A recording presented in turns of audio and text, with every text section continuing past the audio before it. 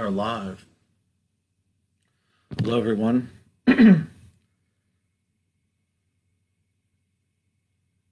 name is Rich Millett, the one and only. And this is the quarantine strain, the 14th one. And now we will have the quarantine strain. Rich Millett singers. Life is but a dream in the quarantine stream.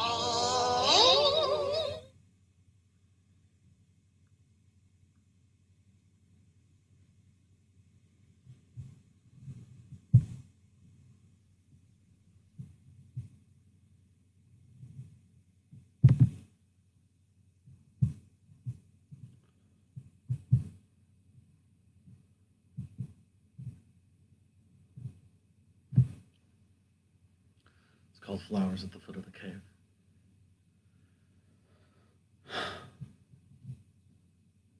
Swinging light bulb above a cracked basement window, a painting depicting the creation of creation, and a makeshift bed. I made up a new name for you. I'll only keep in my head. My head. Look at the jewel resting in the bottom of the wooden cup, or the stack of handwritten sheets explaining the steps of the ritual in rich, deep red. And the names of everyone there exist in my head. My head. Charcoal renderings of saints ripped from a magazine and pinned to the door. Dented bits of metal shaped to make a mosaic and pushed into the floor. Quarter-inch thick spray-painted silver ribbons looped like ringlets in the air, and the floating stray white veins from a feather landing on your hair. Here I sit half childish, with freshly washed clothes strewn over the chair. A tray with orange peels, melon rinds, and empty glasses rests balanced on the table's edge, while I'm reading a map leading to a room more colorful than the womb, where I can overhear things other than gurgling and organs rushing. But still, this will always be in its infancy, because love is where Genesis greets infinity. And for proof, you can look in my eyes, even though I won't confirm or deny how much of this is true. But I trust that will get worked out by you.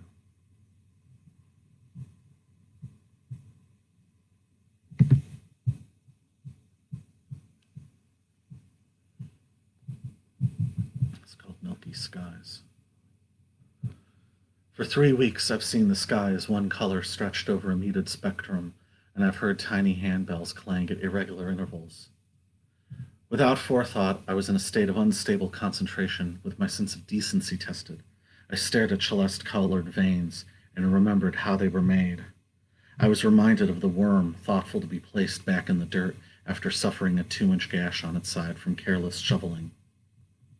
The youngest lady stops weeping and waiting and steps into invisibility, her velvet-lined pockets filled with small wreaths of braided blue stems, while embarrassed at how much she once admired her mother's brooches.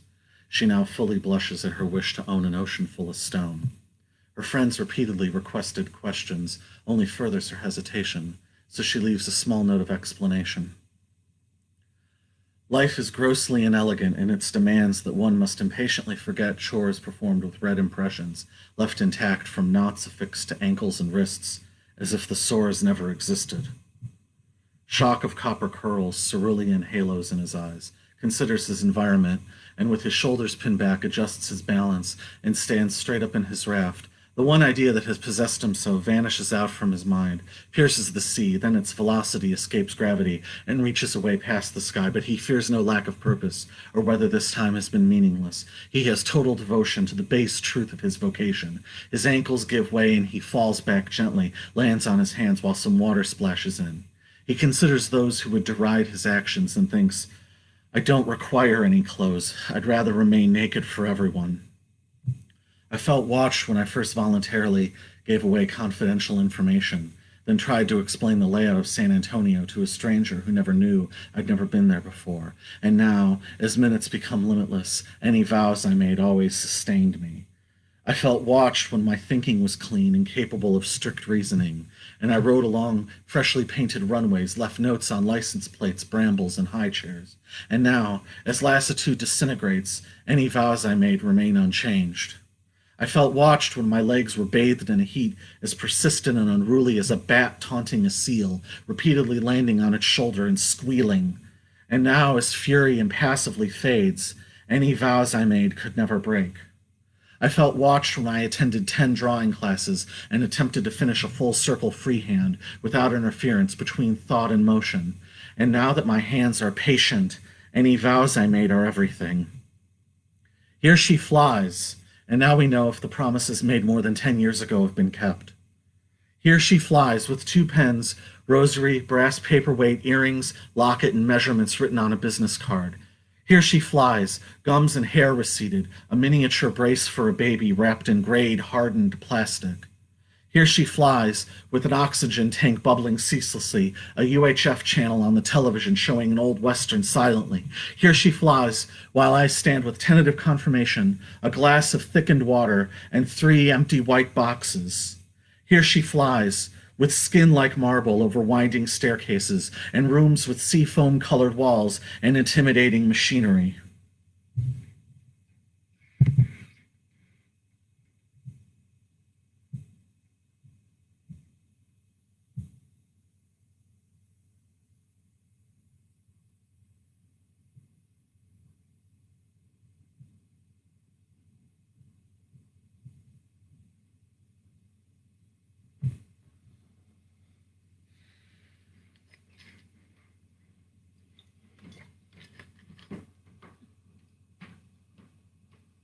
It's called Settle. I went to a party and the host asked where my invitation was. I had no thoughts as I looked at the lapels of his white tux. He looked down at me and said, "Richard, it's up to you to decide if you want to get inside." Without a pause, I said, "Of course I want that." And in the center of the circular driveway, the butler and stable boy, both ungroomed, face each other with unbroken smiles and unblinking eyes, each studying the other, not daring to break the social contract, both hoping their requests are filled. On the spiral staircase, 2 cousins sitting dressed up as girls, pretending to be sisters holding a seance only they can see, trying to conjure Milton or Wells out of eternity, writing telepathic lists of possible offerings. In the family crypt, 2 tabby cats sink their claws into a scrap of silk carried down from the master bedroom. When they've grown bored, they leave the stray threads and torn shreds to blow away. At the bar, the maid and courier fleetingly forget their responsibilities. Her spiraling locks, the gentle powder of her perfume, make the courier stop what he's whispering in mid-sentence and move closer. The 2 feeling each other breathing and listening to sugar blues beam in from the bandstand. At the service entrance, the plumber and the chef only briefly met, one asking the other to borrow a pen. Then the plumber went to clear the water, and the chef finished notes for the meal plan. We sat on the cold stone in the rippling dusk, and I pointed to a building across the street that we'd walked past before. I said, "I used to think that everything we built would be demolished if we split, but now I'm certain that's not true. It's been built, and that exists forever. It's just, now it's a museum instead of a home." She didn't say anything, but I could tell she agreed.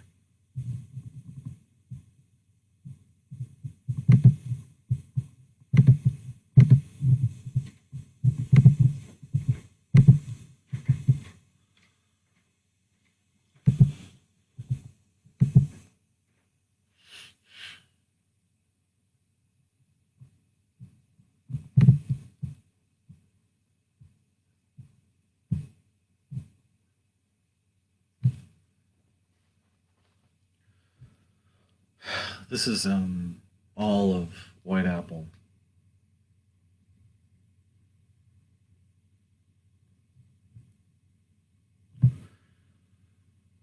The audience glares. The audience is alone, projected onto the cities, moving mouths, upside down, silent. Cement struggles for breath, lets the water run, walks with a stilted, failing gait. The water runs in the documentary, behind the page a lesson in taking what you need, wanting to know so bad, so thirsty, so eager for the seed. Roman columns, deep shadows, buttressed arches, fallen collective breach, eyes cast upon the outer circles, eyes cast upon the oval rings over the sea, eyes cast on eternity, eyes cast on maternity. Then across the alley, across the street, he can see the cracks in the statue's feet. He crashed his car against a building, against a lamppost, fluttering fingers ivory, dancing around darting mercury. The survivalist juts forward, head leering off the shoulders, sees the wet walkways glistening, over-enunciates to nobody listening. His face, an impression in plaster, refers to a thought he had earlier. But it's too austere to articulate. He's had too much sugar to hold his hands straight. As the glass carbon breaks, he collapses, the cream running parallel over his veins. The audience on stage, the public face encased in a clear plastic capsule with evenly explained rules typed on an eggshell card displayed underneath, each remark catalogued and critiqued, each dismal dismissal a prized antique. Washed clean when the rain ran dry, the only dot in the satellite sky, the audience needing permission, needing drink, needing oxygen again. The combination hidden in international waters, the shadow shining on the light. Everything in plain sight secret, a camera on its tripod spinning a circular angle, a code transferred, captured, held by an ascending angel. All are welcome, but come open-handed. Without guests or family, you'll enter easier naked, and your intentions won't be mistaken. Jagged rocks under the rushing river, which lead to the lake. The scene is a remake, a three-point star shape, superimposed with stretching hands making a cityscape, and cold exhaling creating hovering clouds. Silent, take out the sound. I want to hear the rushing, I want to hear the pounding, I want to hear the happening. After the action, the empty air in my ears. I want to hear the flying birds make their calls, hear the echo reverberate off ancient stone walls.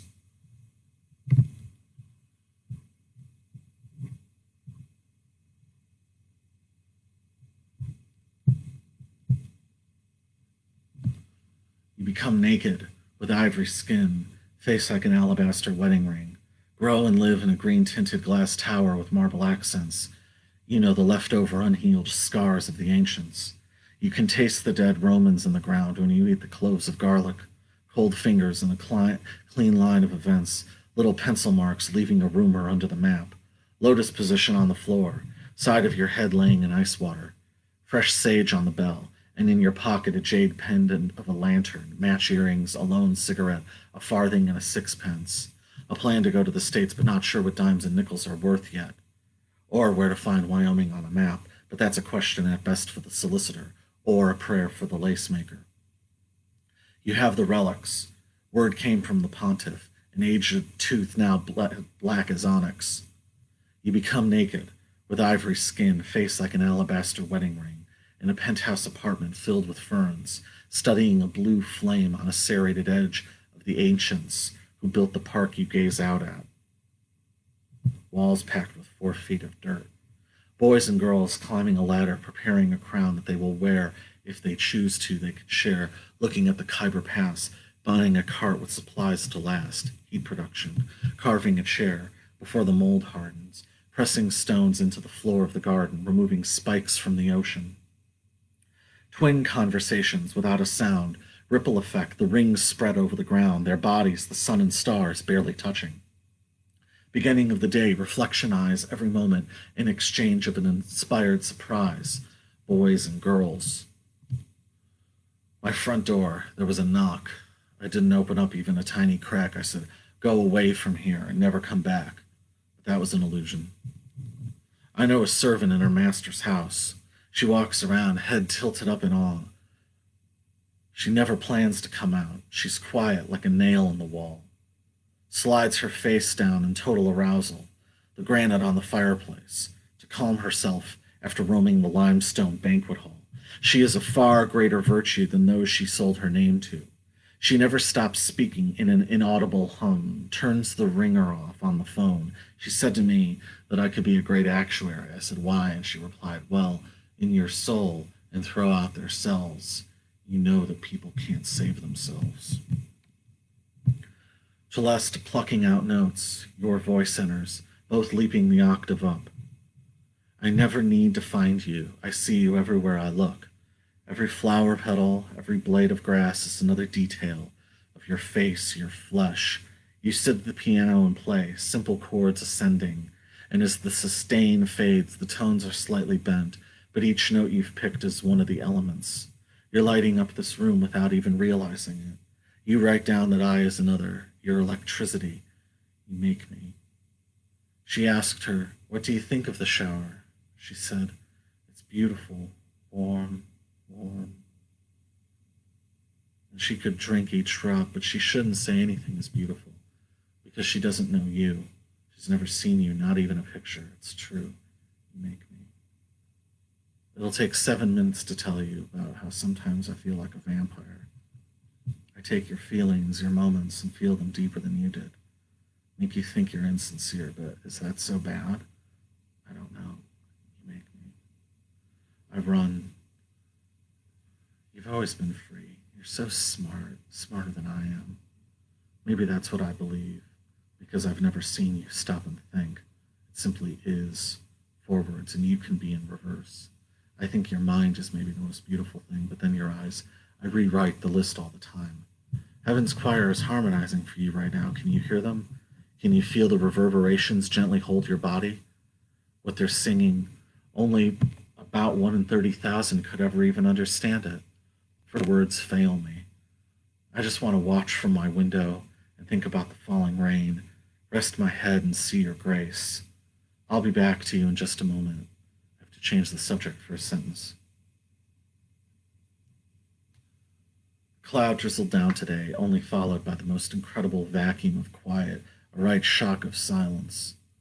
And up from that, after about a paused minute, it was the first truly joyful noise we've heard in a long while, to us alive on earth, a celeste plucking out notes. Warm, warm, let's kiss. You make me.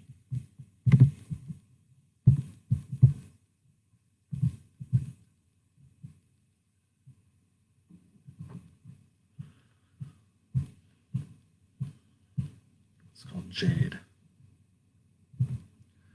Winter went without finale, one brain with seagull emeralds and a chop of jade thicker than my wrist. Glancing became the transmission, like a doorbell whistling at a veterans parade. So behind the minute hand extends more than obligation, and demands more than devotion. Passion is 10,000 tiny cuts so untraceable they die emotions, without ever gracing the surface. Lightning travels celebrations and standing full face, toward the stark light and thin wire swordplay. Who's been saying in this bed? No one without articulation, tempo, and psychic extrapolative hysterics. At the break I am pacing, ignorant to stillness, shattering shins, pushing flagpoles out of the fields, locking engines to mortar, and blushing with inevitable glory leave.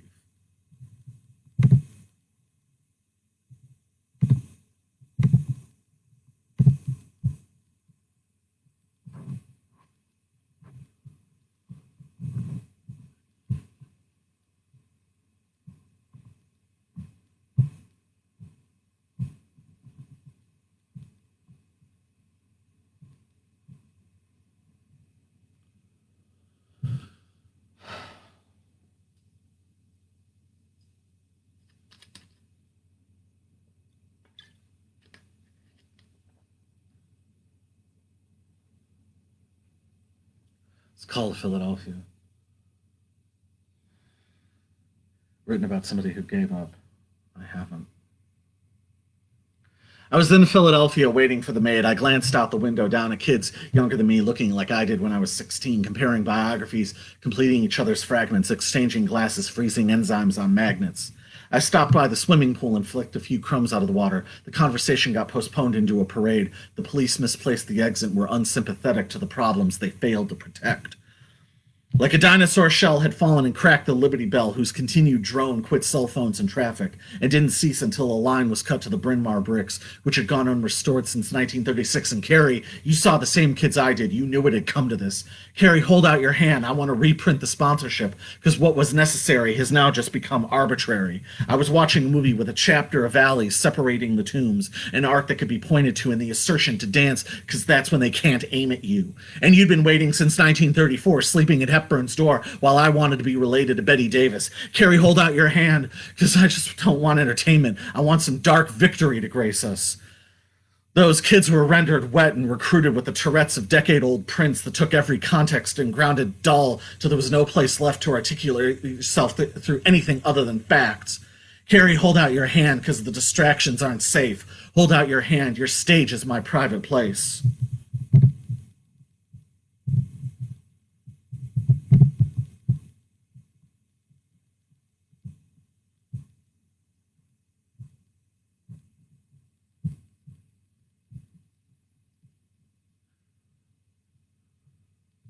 Called Epileptical Illusion. I have a syntax error. Frolicking banshee beasts won't leave me alone when I'm sleeping, when I'm eating, when I'm oblivion-ended. Like a cloud conforming to the heat, I have a syntax error that gnaws my blood cells and steals my fire. Swing distilling and apoplexic shaking, flat-earthed and triangle-hipped, with drone postponed and resequenced. I have a syntax error stolen from my programs, lethargic constraints, laughing at my fits, calculating slits of immortality, wrapping iron lung wings beyond the point of computation, boiling plasmatic revelation. I have a syntax error that cackles like a spitfly at every ounce of acne that belongs to my frame, cajoling the frenzy, consoling the dichotomy, cluttering the dirge into cellophane equivalency and carefully crafted objectivity. I have a syntax there that justifies everything I want, that tells me what to do, that tells me there's sincerity to prove, that opens up my stomach when I'm dreaming and fantasizes about infecting my acrylic soul. I have a syntax there, a galloping malapropism grafting its image inside me, laughing insidiously all around me, speaking in tongues until I don't know what to say. I have a syntax there, a spine-charred perpendicular presence of constricted paranoia that captivates my logic and obstructs my magnetically pollinated points of progression. I have a syntax there that doesn't breathe, that doesn't bleed, but gravitates in parallel lines from heart to head, producing a gelatinous strain of indecisiveness.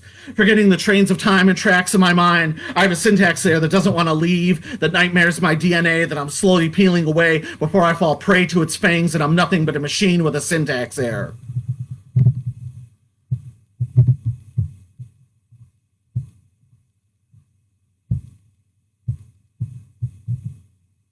Called Passing for White. God, crime! You've used it before, posting signs pointing to the closest church. He stayed up all night to see himself dancing on television. The church closed to be reopened by the mayor's cousin and constructed the glistening grocery store, the tavern with daily fashion shows. He set up a conference call and he's trustworthy because he looks just like me. Big white belly like a fish. The hotel with large chunks and missing bricks, the police station next to the building with the sign that says all law firm, the truck enforcement officer standing in the oncoming lane with his arms outstretched in ecstasy, overseen by a smiling baby, somehow able to say, I could smile 12 weeks from conception. I show my hand. I know, I always show my hand. Meanwhile, it's 7:05 a.m., 2 cars, 3 spaces apart in the White Castle parking lot. One man each gets out. On the left, he's wearing jeans and a flannel shirt and a cowboy hat. On the right, a charcoal gray business suit. They walk in a V-shaped meet at the door with a handshake, then a heated conversation. The corners of the cowboy's mouth start to bubble and foam. As she's wobbling down the sidewalk, her skin-tight clothes somehow hang off her, and she's watched by a man in a tracksuit holding a cell phone to his ear in silence 20 feet away. The party crew pulls a U-turn. As she's wobbling down the sidewalk, Lance Romance throws 20s at the guys waving away fruit flies, then shows his people why this is the finest fire extinguisher you'll ever find. The party crew spots the car wash and gets in line. They watch the jets bubble and foam, pretend they're superheroes with unlimited powers to make bubbles and foam. Frozen in place, the beer can, hair extensions, pubic hair, bondage wear, eagle eyes, white fumes, flying fingers, tops and bottoms, middling kingdom, gamblers rejoice, I'm in a flood zone. Watch them bubble and foam where form follows steam, bourbon follows cream, bubble and foam over the safety warning. The crew delights! Set one sweat glands reeling with a shark tooth covered in pudding. The owner urges everyone to look out the window at the condo, tow truck, victim, night, uniform, camera, newspaper, bank, park, yard, new restaurant, as if he's got some psychic powers. He was taught the meaning of versatility, respect for the law, trust for fistfights, and an arid humor that snorts debris when under the advisement of enforced idleness.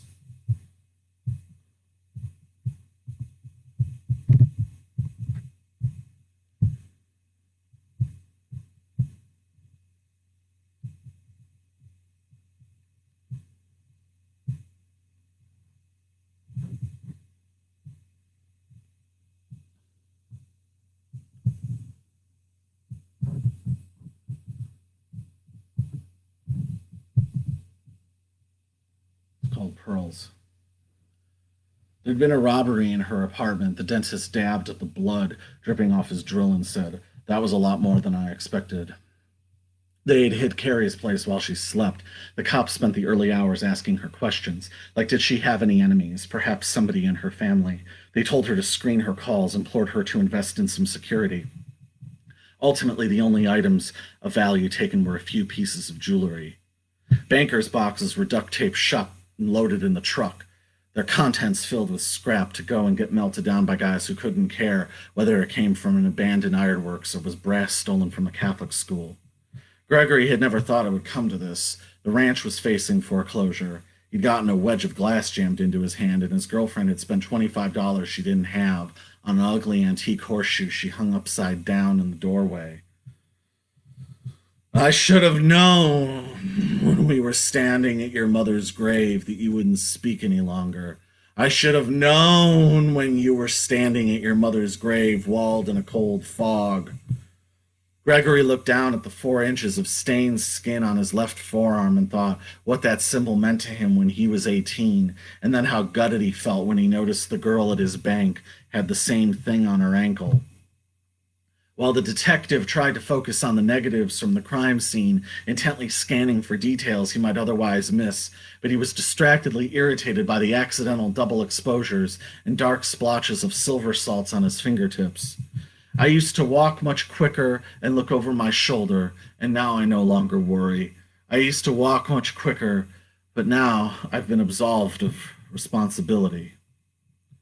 There was a beautiful storm last night that disrupted the 90-degree heat and blocked out the 6 p.m. sun, the smell of mud running over the fresh blacktop, icy rain that came like the crest of a wave, cutting short the humidity, my clothes and hair getting drenched, the holes in the soles of my shoes letting the water soak my feet as I walked in circles across the nearly empty parking lot.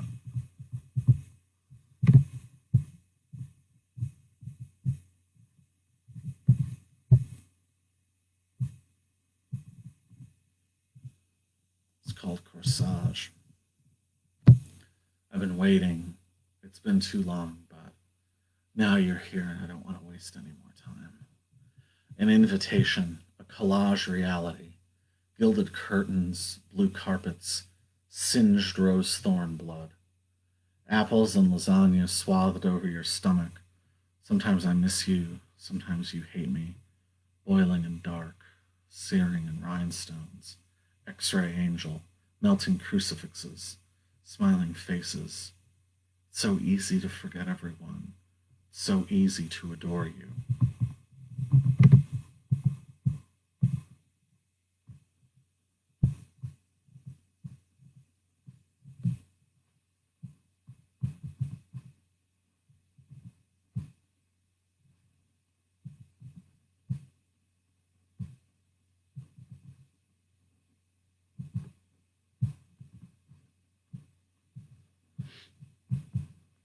It's called Silver Lace. Never let it be said that the book won't be read, or that the candlesticks will be thrown out. That's like asking about your blankets and what became of them. Were they left in an alley or boxed and lent to a friend? Never let it be said that the chickens won't get fed, or that the evening coffee will run cold. That's like thinking the traffic lights will never turn red, or that the water will run out before you get to return home. I'm looking at a book of photographs by Robert Frank, size cut in half.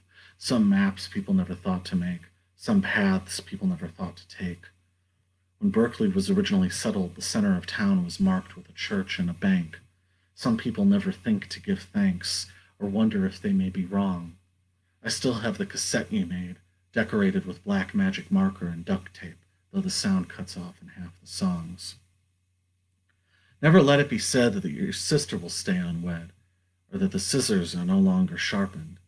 That's like thinking the sun will never outshine the moon, or that the heat of the spring only lives in the swell of the afternoon.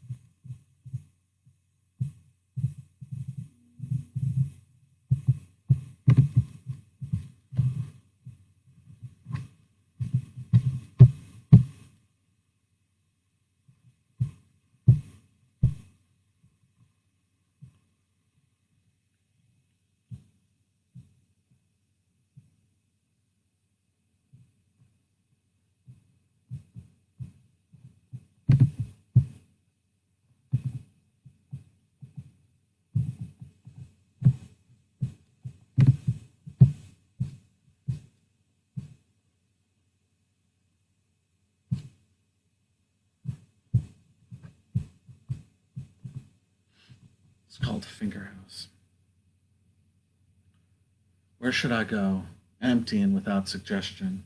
Dry bathtub, antiseptic self, turquoise pottery, carefully washed, not included in collection debates and can catalog itself.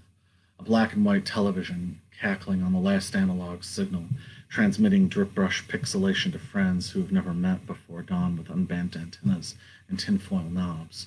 No larger connection and no network without notice or critical thought. Pure broadcast.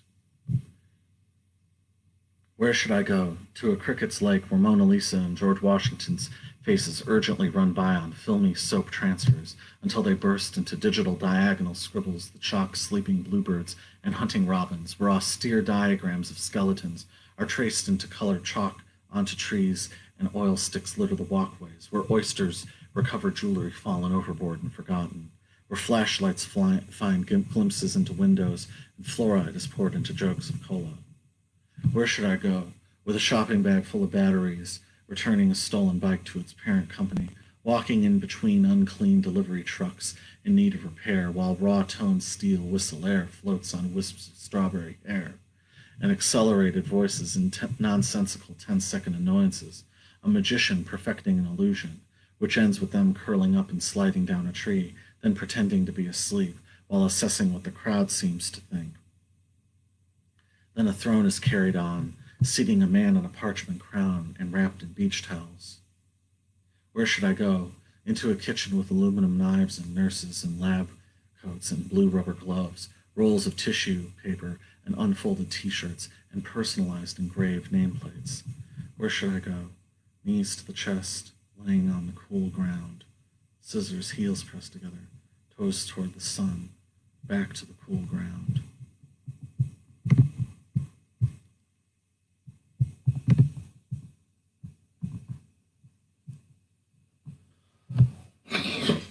Excuse me. It's called Blue-Soaked Scepter.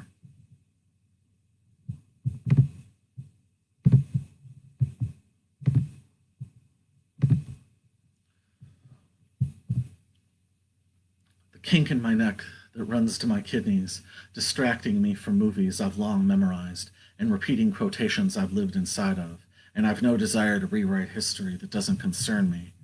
When what I didn't know already felt familiar, when I saw the inscription on my commemorative plaque had been worn back to smooth silver. When I slipped behind the mist, changed clothes, washed my hands, and shaved, with no light and with no intention of anyone seeing my face for a while. I was willingly walked through a coal-stained city lot and deposited in the back seat of an already running windowless army green car, which was then locked from the outside. Mary! Had I abandoned my practice? Committed an indirect affront in my brief absence? My name is Keith. The beggar at my door raised his arm, but soft, while I listened to his parables that had no sinner. My name is Luke. With an auspicious mistress beside me, I looked at a baby looking out a window at fluttering street signs. My name is Julia. My temper was gentle as I read a sermon call, "Are you here to celebrate the death of death?" My name is Giles. I wish I'd been obscured when my ears were bitten with endearment while I was plainly ignored. My name is Grace. I was observed by 3 people whose accounts proved suggestible and fractured. My name is Abigail. I faced hard construction when I in truth spoke forcefully about my forged fingerprints. My name is Morgan. I spent twilight emptied, save for sketching a red tunic on bent paper. My name is Brooke. I was registered in a hotel under an assumed name and made lists of families I pitied. My name is Gabriel. I singed my hair and clothes trying to be recalled. The sky's been moonless for 29 nights. Why couldn't I stay? I was bothered by the way the streetlights hit the trees and reflected off the leaves. I took a knife and short length of rope. 6 hours later, I'm waiting for you to arrive. Carrying a scepter and wearing a breastplate with frayed shoulder blades and exhausted eyes, I'm waiting for you to arrive. Sitting cross-legged on the sodden deck, with wayward souls who were barely seen.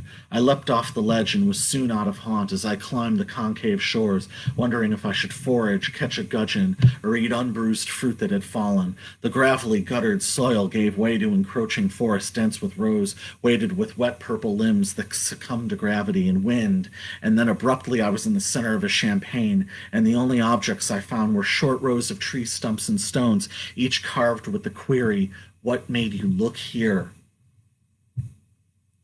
I jaunced away into the odd even, and was again pursued by the thicket's reach. The thorns licked my calves, the anthills shone like pebbled glass.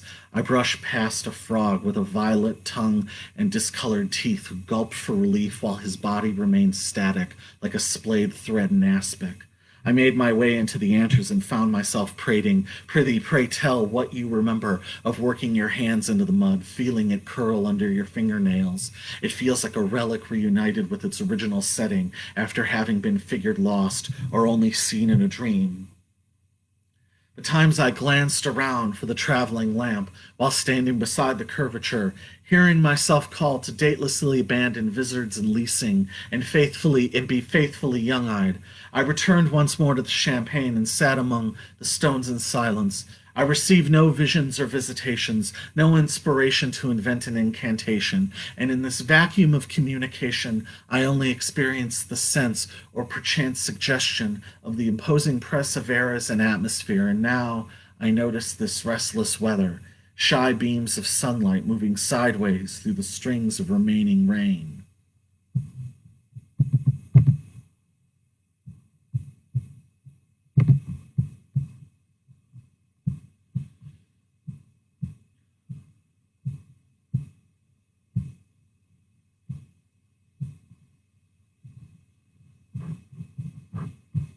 Called 1001. I was traveling across Missouri and I saw the floods. The water waved like eyelids draped over the heavens. I came into the caverns and lit a fire. I left a drawing of my own, an elephant with a broken back. A 6-year-old cracked some sticks and made a puddle of wine. In the fog hovered the pestilence, dusted with cicada wings and bats. The cockroaches had incisors and ate a meal of matchsticks. I met the mayor. We watched a lunch line kick a dog. We stole light bulbs from a factory. We wrote a novel and a play and then burned it all. Let me tell you about starving and lust in your mouth, because I've never missed a meal and I won't start now. I've never seen that many rodents migrating south, and 10,000 blood vessels turn inside out, and 20 boats capsize, and a Chinese dragon get caught in an updraft, windshields and storefronts snapping in half. On the battlefield, none of this is real. My hands have been sliced open with leather and steel. Rivulets of blood and dirt cover my scabs and wounds. I spun on my heels and I looked around the land. I was surrounded by dead bodies, and I had to believe this wasn't part of the plan. So I threw down my gun and I yelled at the sky, and I said, "God, you bring whatever the hell you want to on me, because I'm not afraid to die." And the earth's rotation sped up, and I cried out, "Hallelujah!" And I saw squirrels and worms clinging to the dirt, almost paralyzed. And cannons started flying forward, and lightning blinded my eyes, and I saw the door on either side, and I was not terrified. I saw the path I had to take for the rest of my life.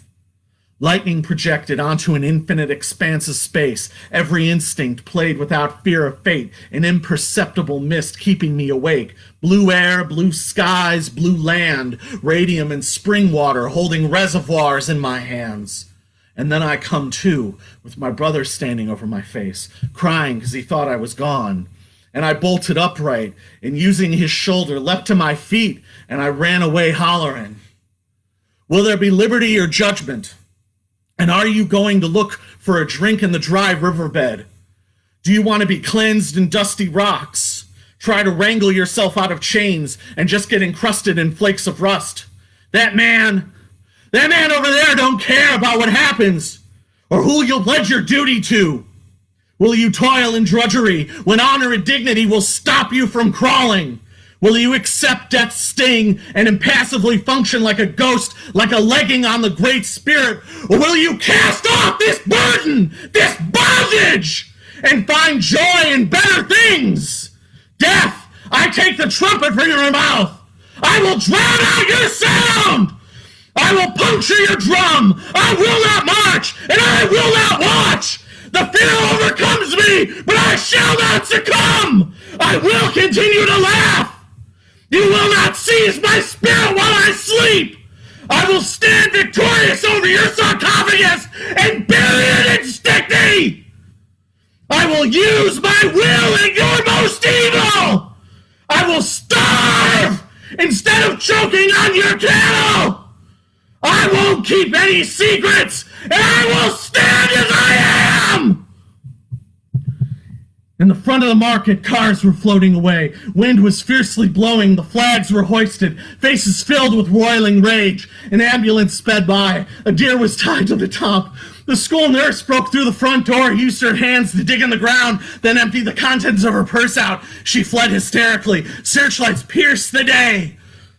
Sirens were silenced, buzzing, mutated stillness. Birds gathered in small circles. The trees and roads looked sore. People's chests and arms bruised. I saw a signal from the window and took a picture for proof. I counted the change in my pocket. I remembered Tony and Mima's phone number. I was a boy and they couldn't get me off the swings, and now I can fly, so I never stop.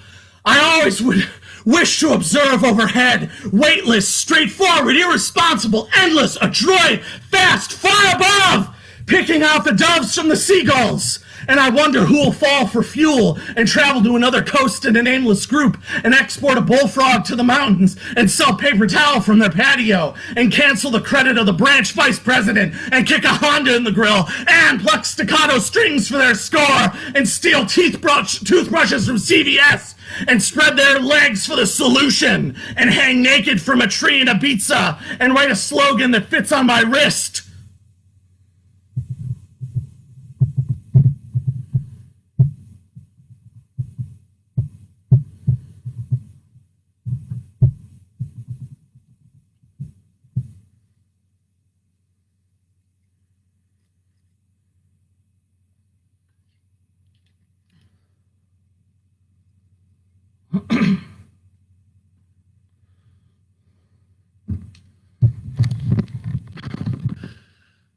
I've been living like the whole FBI died in a Kool-Aid mistake. I've been keeping a time bomb in my shoe so I know that my watch is correct. I got a tiger by the tail waiting for it to end tomorrow. I've been up all night burning my bridges, making jokes about ex-friends' fetishes. I won't tell you to hold on or say you don't deserve what you get, and you won't ever see me take the first step. I got a tiger by the tail waiting for it to end tomorrow. I got a floorboard in the garage. I've been overstimulated. I've been sore. I got away alive and sane. I didn't get strangled or stained. I got away alive and sane.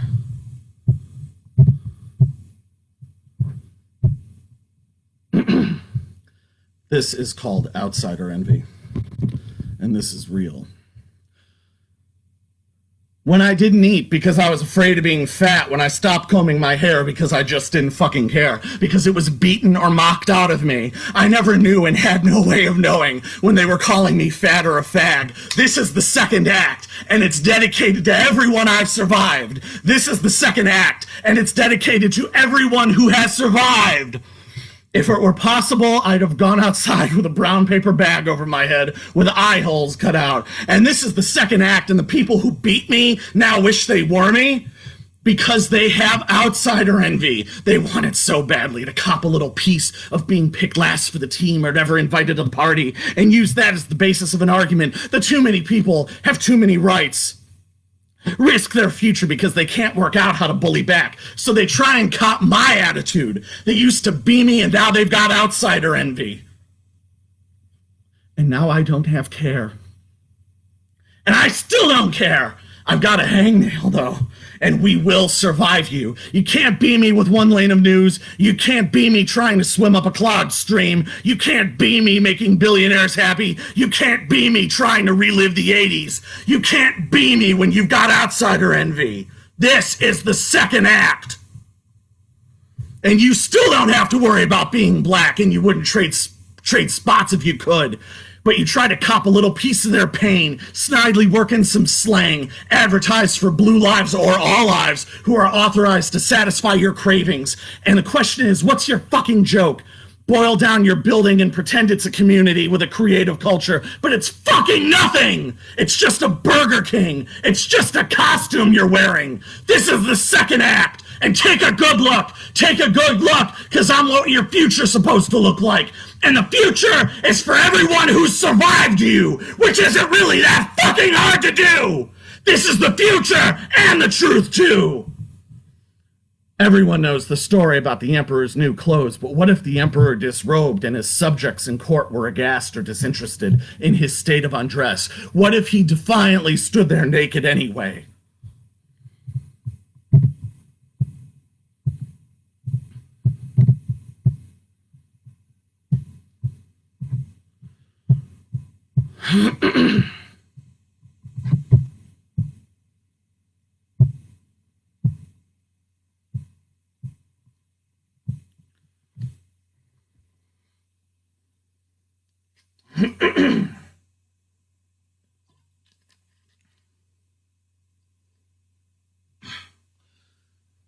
It's called Cruelty-Free Heroin. When the Guardian goes mad, the sun rains against their eardrums, indistinguishable from Morse code tapping on a copper plate. Yes, when the Guardian has gone mad, they're found singing love songs to tanks, draping staircases and flags, breaking car windows to decorate their faces with the glass. When the Guardian goes mad, they're captured pushing a pickaxe into an LED screen and detained for threatening to throw snakes at gas station attendants. When the Guardian goes mad, people suddenly remember to turn on AM radio and patiently follow guidelines before filing a full report. But there are always doubters and passers-by who start conspiracies, the usual being that this was a planned distraction or perhaps maybe even a false flag. If the Guardian goes mad, they'll arrive at every awards ceremony with a mirror in hand and a ribbon under their chin and make demands to review the voting process when they don't win. If the Guardian goes mad, they'll rue the day they lost control of their relationships, spending weeks hiring staff to bury paperwork they'll insist doesn't exist and wrap their cell phones in tinfoil. If the Guardian goes mad, all their meals shall consist of orange peels pulled from chain-link fences and burned coffee flavored with molded peach preserves. Though there are always doubters ready to offer an opinion of unverifiable proof, summarizing the death in maps are the only real measures of impact. Can you imagine being that fucking sick?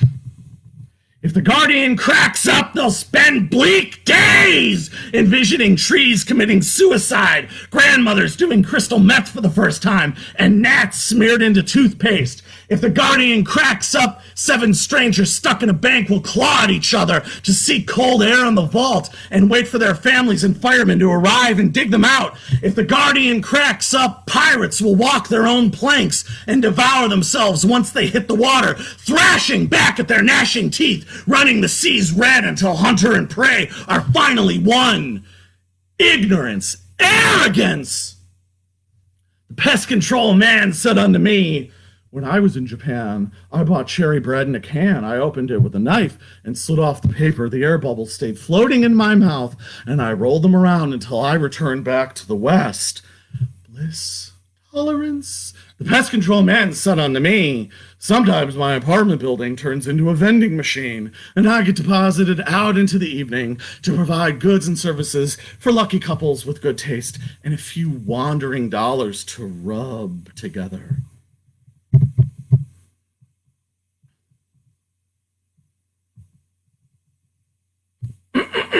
Excuse me. This is called Party of Colors. Her eyes opened while pretends she can feel her fontanelle. She thought she might be post-person or her cousin. She read the news, fear of law, and God and man in an infinite dynamic loop. She was one image at a time, so she thought she was a person, right? She wrote some news. Platitudes aren't solutions and fill space between waves. Now I'm new. She also knew that the feeling of being new was something she could always circle back around to.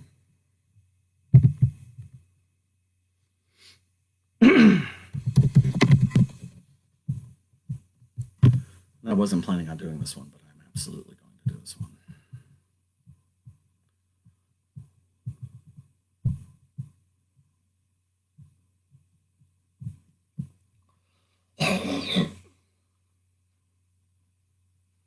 Excuse me. This is called Cheltenham Girl. Like a cloud, beautiful sound, standing before the signal. When the light shines on the ground, it reflects off the wheel. Parking lot next to the short building on the edge of the desert. She sees it's harder to be a number when you're starting as a visitor. Cheltenham Girl. Clouds can't create the shapes they make or hold on to any rain. Precious, temporary, holding no domain. No machines, no cell phones or computers, clicking through broken links. Credit card, social security needed. She'll refuse to register. Cheltenham Girl. Here's the moral of the story. Every day, another wish, another mile. Closer to the point where I can portray it. Until then, all I'll do is sing to her spirit. She will return.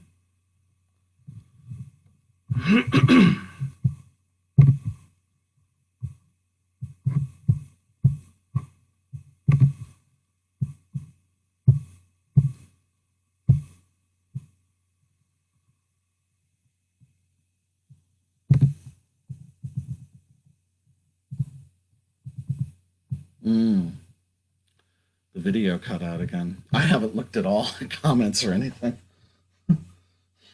That's funny. But I am pretty sure that it's actually recording, so I think we're okay. I need somebody to just monitor all the technical things. Too busy actually doing what needs to be done.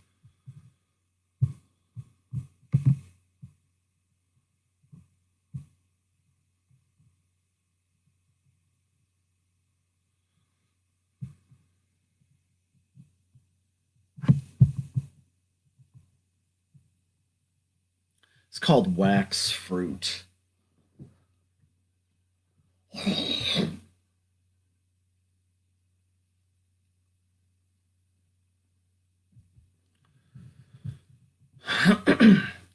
Like a shift starting at 4 a.m. without benefits and security, they knew the ex-poet lied or tried.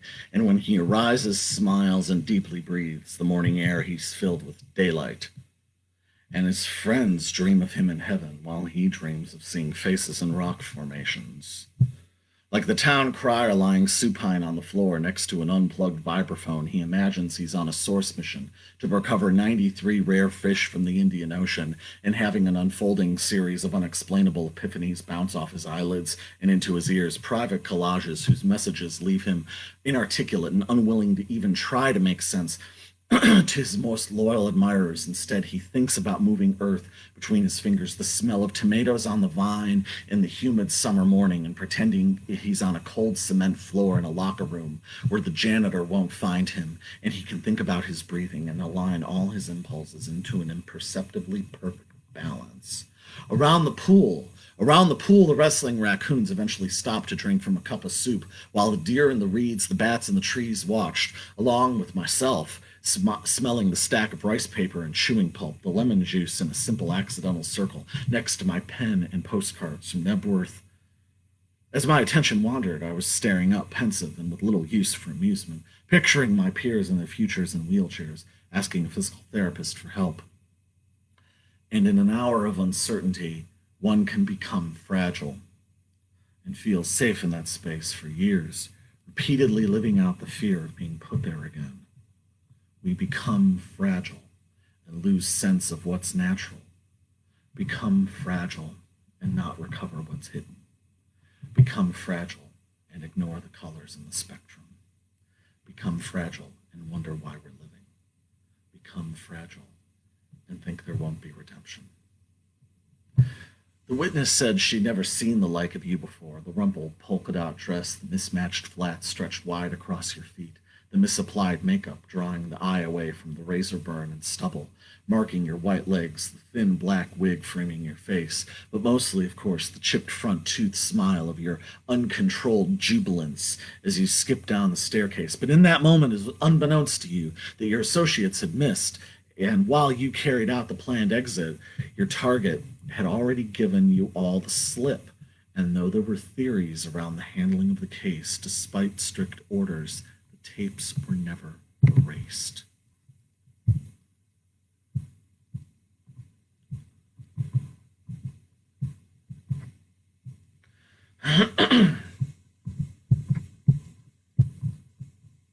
Canary Milk. Sweltering sun in the forecast, but it's raining right now. Retired teens nostalgic for holograms as their granddads watch rocks roll on the ground and wonder when they can be farmers in glass pods on Mars. While Amanda eats factory fresh candies and laughs jaggedly at vulgar stories. The boy who awoke in the toy aisle one evening moved more elegantly than his mother had ever seen, as he picked items off a worn, well-folded list before deciding he'd rather have a pet eel instead. While Amanda watches her neighbors bickering and daydreams deleted scenes from their past. The delivery man is ready for the weekend as he ignores reports about the European heat wave, instead marveling about the new house on his route and how much it must cost each month to keep the swans fed and the water in the lagoon fresh. While Amanda feels no urgency to call back her agency and laughs at people voluntarily photographing their chores.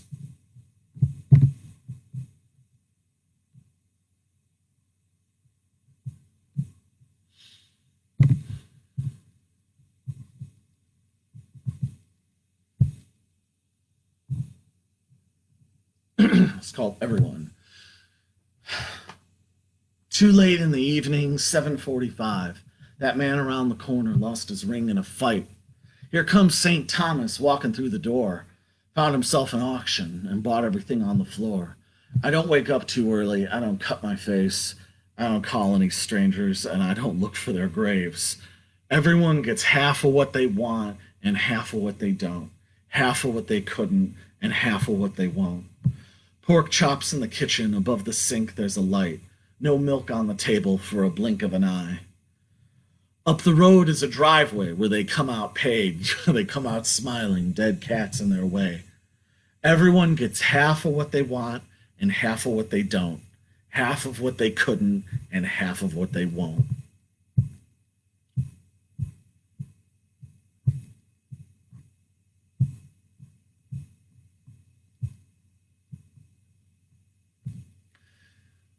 This is called Day. The house was empty, nothing to be done. I tried but couldn't remember ever being 3 feet filling space. But I'm looking on the mist and sun and the day looks beautiful. I'll stare at the backyard and drink some water and feel the heat break over my face. Today is another chance and I'll let it sit right next to me. Birds land on the lawn and ants crawl over the rocks. The only sound I hear is the breeze pushing the leaves away and the glider moving back and forth. I think today is going to be beautiful, seeing the mist off the sun. I'll roll my head on my shoulders and wait for the night to fall.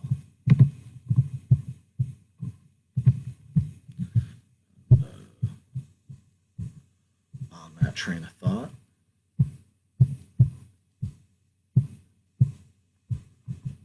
it's called Powder Blue. The air is right. My eyes are clear. I'll talk to you on the phone every night for the rest of my life.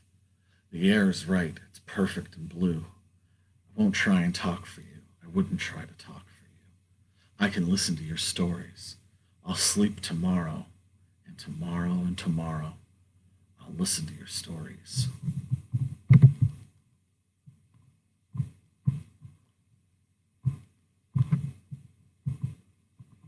It's called Microwave Blues. Why would you want to burn down your house and pretend it doesn't exist? The cliche about house and home and neither one is your own. It's a waste of time to spend your life deconstructing why you're bored. And you can't find the beauty in the traffic signs, committing a felony when you find out that your belongings have been repossessed. When I heard that was said, I didn't even want a personality. It's even worse than reading Victorian erotica.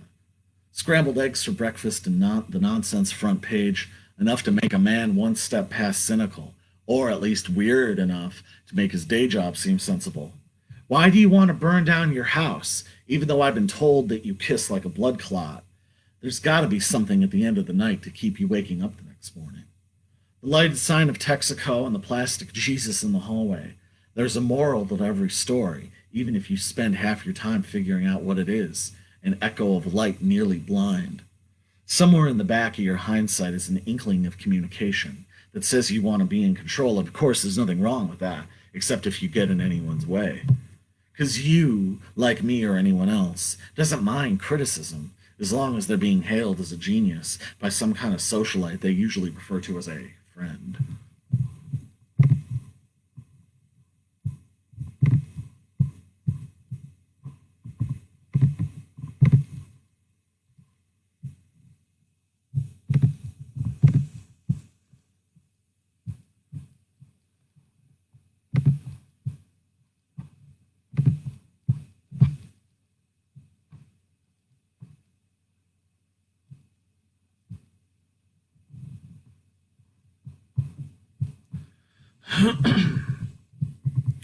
This is one of my personal favorites. It's called Allison, Where the Blue Sea and Icebergs Are. She's ice cream, and there she's down the hall. She uses words like everything and all. I can hear her, but I can't make out her features. I know she spends her weekends in a cement cinema making notes. The girl next to her tries to see what she wrote. Allison wonders why the guy in the elevator keeps glancing at her and why the weather keeps jumping between rain and sun every 30 minutes. She keeps saying, "Quit asking me questions. I'm innocent." As people assume she's joking, Allison wonders, what are the windows thinking on a day where there's a white line down the center of the sky? Her mind cuts back to the guy on the elevator with a quick, "Look at me, look at you, we're equals." Allison wonders if she can keep hiding while knowing they're following me. Allison writes, what started as hopes are now observations, mostly about nature, and being young stops being fascinating once it's done. Allison looks at her bowl of spinach, her eyes focus down on the details of one leaf, and she quietly speaks. An atheist sees this and can only think of the mud it grows from. Allison writes, we extend grace out of our own sense of grace, and smiles because she's not sure if that's her own or something she's half remembering from 2 or 3 incarnations ago. Allison considers why her back and hands are so slippery when she's invisible, and then tells her sister, my tongue is a graffiti sponge. I wonder if I'll have to make love in front of a judge. Allison considers that she's a character who looks and acts just like her, then draws a bath with the lights off. Allison invites her guests to walk barefoot while cherries and red confetti float out of her phone. Allison considers emptying cash registers if the security cameras lose power. But what she mostly wants are completely natural segues with no artificial blends.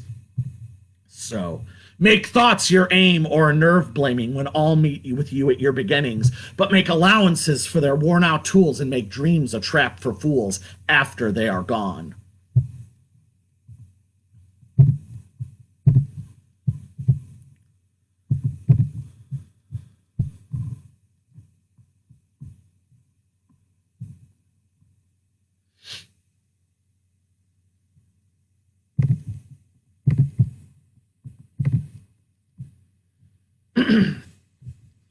I spend my time in theaters. Oh, this is called Moonlight, a Dirty Teabag. I spend my time in theaters, and when I get home at night, the plasma in my blood always pounds too fast, and the broken overhead lights can predict what's going to happen tomorrow. Yeah, the night shows off your real feelings. The streets are chipped and cornered. There's a punk rock kid with black-lit spiked hair, and a lonely mechanic who tries to hug his customers, or something like that. The cops always fly past, oblivious to it all. We happened to hook up by chance. She was snake dancing through some guy's shirt. Our conversation had something to do with the Renaissance, but to be honest, I can hardly remember. So we went back to her place. Her skin turned the color of a Dalmatian, and she laughed at me when I started talking too much. There were whistling monks in the corner wearing crowns of jewels, and I tried to play the straight man amongst all the cacophony. She took my hand, and she told me it was all right. And when we got on board the satellite, she sang folk songs all the way to Mars. You see, she took my hand and promised me that it was all right. And when we got on board the satellite, she sang folk songs all the way to Mars.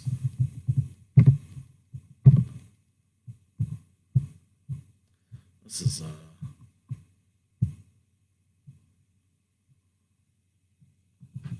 the Vatican Vaults. Shelves lined with caskets, ripe fruit piled in baskets. Sugar cubes and teacups rattle as saucers are dragged across tablecloths. Outside, a crowd sits murmuring. A harmonium coughs discordantly off the spokes of a bicycle wheel, and snakeskin is carefully wrapped around palms. 2 men each wear a veil, one off mauve, the other pink lady red. Gravel sits at the bottom of stained glass vials, and mink pelts are smoothed out over tiles. 3 elderly spinsters raise their voices in praise, their weathered hands shaking at the sky. Gold medals tied around their waists reflect the sun directly into children's eyes. 4 blind beggars fool the crowd into believing they're brothers who compete by tying knots in rope faster than any comers, the act only ending at dusk when they split their spoils. Stars roll around the moon back and forth from end to end. Clouds erase them away when each new day begins. 2 Franciscan Nuns. Chewing mint leaves while crossing the Calumet River, the paper mill's exhaust pipes interrupt the vista. Mules weighted with surge protectors, hairspray and cassettes, a riverboat of morphine-addicted ghosts over on the left. 2 Franciscan nuns wanted to build a hospital, but settled for organizing games of chance. In their hotel rooms, they squeeze out extra acidic orange juice and excommunicate people with unpleasant names from the phone book. 2 Franciscan nuns helped decorate an admiral in the pensioner's home after he'd misplaced his uniform. They blessed his pills, kissed his parakeet, and as he slept, gathered sets of his false teeth to sell the swap meet. A brain with blood and oxygen is better than a fish who talks. What some people see as skin discoloration is in fact the natural pigmentation when viewed from inside. Some newspapermen have always known this and have nothing to hide. Of course. And so we are...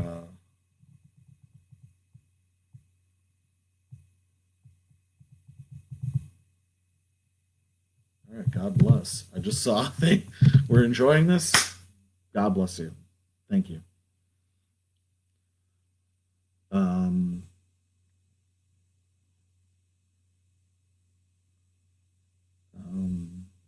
lost my train of thought.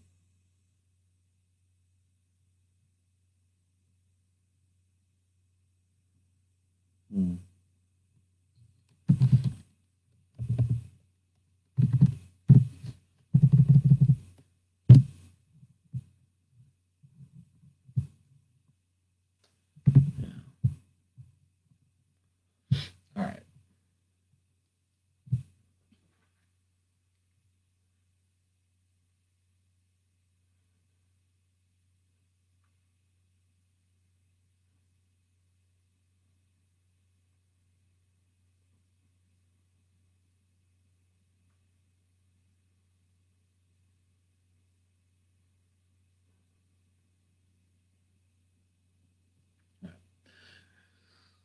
It's called Honeybee 1, 2, 3, 4, 5.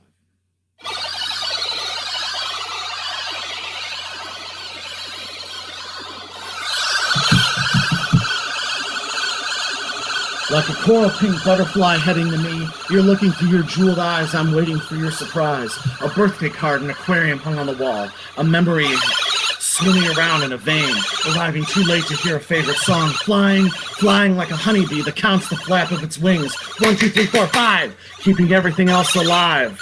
Bubbles on the honeycomb coming together in unusually warm weather. Honeybee, 1, 2, 3, 4, 5, keeping everything else alive.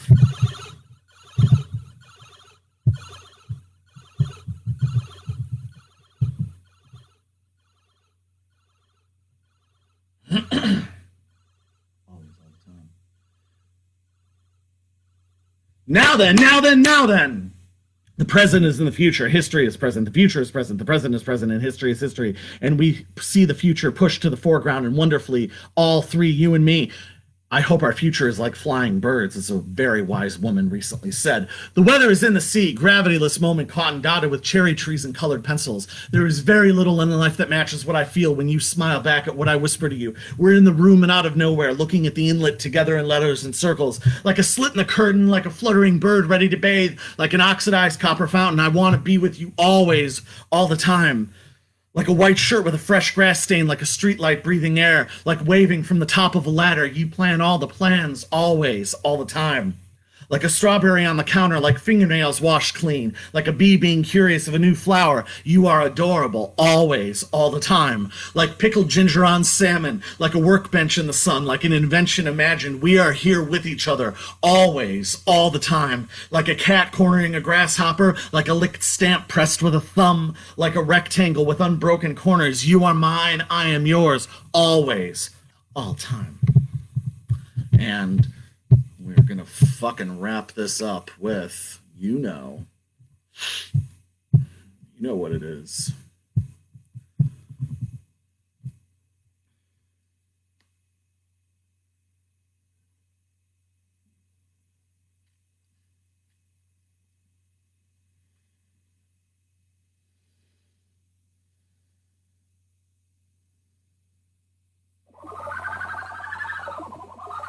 Well, it's easy for your mom to spend Friday night trying to lecture the TV while half asleep, continuously saying, let it all breathe, when she's not the one out there braving the wind trying to walk across that wing with just a 4-foot stick of balsa wood to help her keep balance.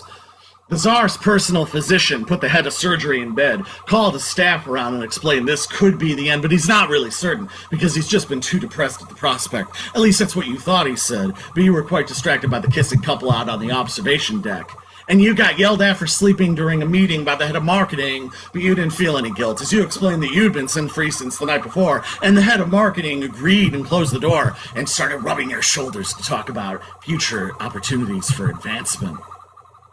And the private still cannot figure out how to break ranks, or how to help your mom fill out a loan application, or get a new sticker for her license plates. But the two of you prepare for their weekend leave by getting hair extensions and hitchhiking back to the hospital. You've been reading diaries, you've been reading autobiographies, you've been writing long treatises out on graph paper, you've been condescending to your enemies, you've been giving away easy answers that argue there are no easy answers, you've been running forensics on untabulated statistics, you've been staring at a man buzzsawing down a tree, thinking anyone but me. You've been miming in a marching band, not playing a single note all season. You've been looking at the apple in your hand, hoping to know how you'll find another. You've stolen mail from your mother. You've been looking at a fence, thinking enough of this. You've been back to the hospital, staying after hours in the maternity ward, laying newly minted silver rectangles on newborns' chests. You've been counseling dry drunks. You're nearer to sovereignty and whoever picks apples for free.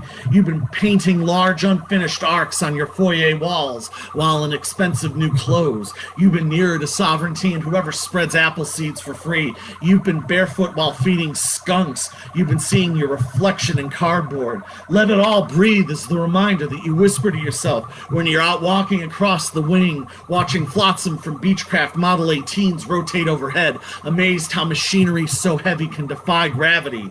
Let it all breathe is the reminder that you whisper to yourself when you're out walking across the wing, watching jettison pollution floating in the Indian Ocean in utter disbelief, how the laws of nature can be defied so carelessly. You are a wing walker, closer to sovereignty, closer to apples, picking apples for free, closer to crashing the fence, closer to opening books. You are a wing walker, trying to make a future full of stars, wishing you weren't feeling so far. You're a wing walker, closer to sovereignty, closer to spreading apple seeds for free, closer to swimming naked, closer to learning languages. You are a wing walker, trying to make a future full of stars, wishing you weren't feeling so far. But they found me!